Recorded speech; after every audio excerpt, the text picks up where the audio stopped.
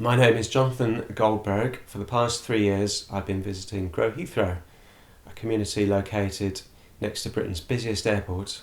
It's been going for 4 years, and in that time, it's grown from a few people squatting in derelict greenhouses to a complex eco-village, which is home to about 15 or so people.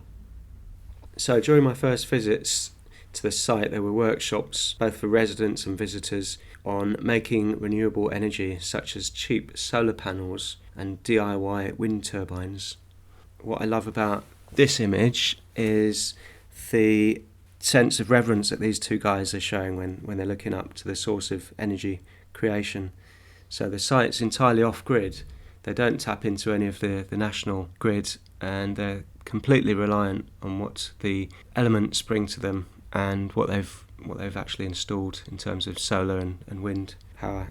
The No Third Runway campaign has been going on for several years, and it is in fact the reason why the community of Grow Heathrow exists. So it was a direct action to support the local residents in their fight against Heathrow's expansion. And the two girls here, they're actually foraging for haws in the autumn, and foraging is quite an important aspect of life on Grow Heathrow. It's all about sustainability. There's lots of creative, resourceful uses of food, and the next image along shows a foraging workshop which this guy called Foraging Sam leads once every month or so. He does it with great enthusiasm, so anyone can just turn up from the surrounding area or people that live there, and they can learn about wild food. In this case, here they're foraging for hogsweed, which looks and tastes a bit like asparagus, and it's lovely with butter. This is hogsweed being prepared for steaming or boiling, ready for lunch. So one of the aspects I find most impressive about this eco-community is the living arrangements. Most people who live on site long-term have constructed homes cobbled together using recycled materials. This picture is of Charlotte, who's an architect student, and she's tapped into the eco principles learnt at her university course to create this wonderful structure that's actually very cosy to live in. Has a wood-burning stove for the winter, and it's built under the long glass houses that you find a lot on the site, which alludes to its past as a former plant nursery. The next picture here looks more like a spacecraft, I think. Also cobbled together from recycled bits and pieces. The two people living there are just about to have a baby between them, the first baby to be born at Grow Heathrow. As you can see, she's about 6 months pregnant. In this picture there's two visitors to the site mixing materials that will go on to make a straw bale house, which is constructed from clay. It's fire resistant and really cheap. I like the image because these two individuals, amongst all the chaos and mud, look like they've got a real connection between them.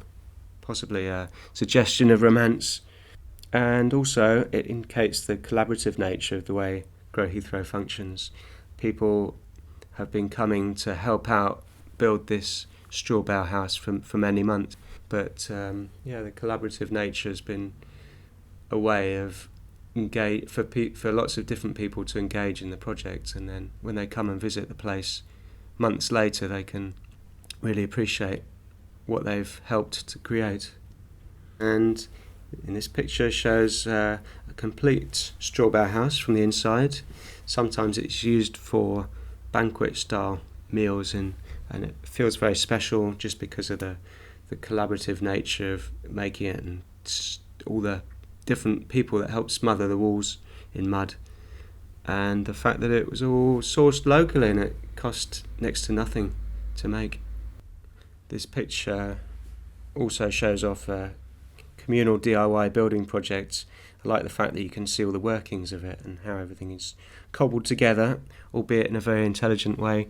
The wood is actually donated to the site by a tree surgeon, and it's used to heat up an old radiator to a water butt above, which is just out of frame.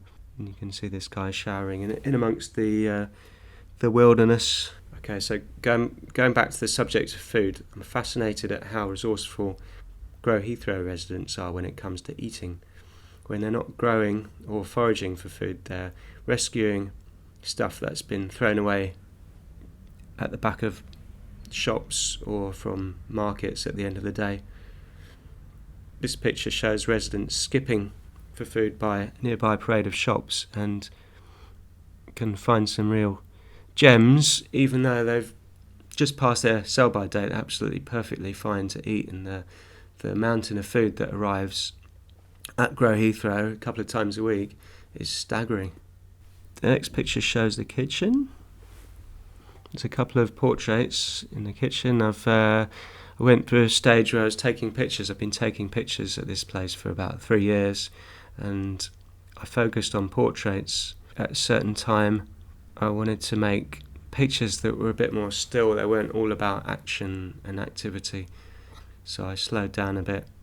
Felt like it was a good opportunity to get to know the people a bit more and talk to them, and also show the environment around which they're living. Another of the themes that I've been exploring is the relationship with land. So these people have got a lot more land than most of us do, especially those of us living in cities.